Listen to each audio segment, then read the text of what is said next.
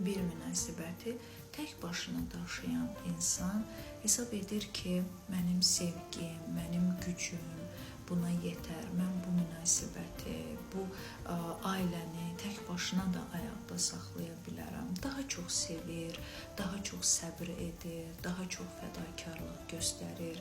Qarşı tərəfin əksik buraxdığı, tamamlamadığı yerləri görməzdən gəlir, ört-basdır etməyə çalışır.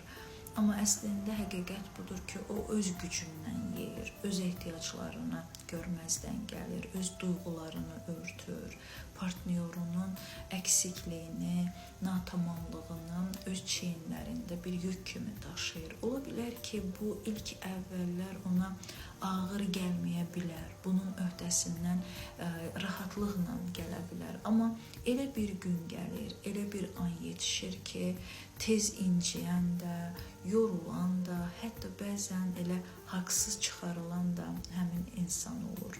Partnyoru onu qınamağa başlayır. Sən çox dəyişdin, deyir. Əvvəl də bunlar var idi. Nə oldu? Bəs niyə indi bunları sən gündəmə gətirirsən? Bu problemləri biz əvvəl də yaşayırdıq. Niyə indi şişirtməyə başlamısan kimi? Amma başa düşmür və yaxud da başa düşmək istəmir ki, axı hər insanın gücü, səbri, enerjisi bir yerə qədərdir. Axı biz insanlara verilən enerji tükənməz deyil. Biz o enerjini çox ehtiyatla istifadə etməliyik.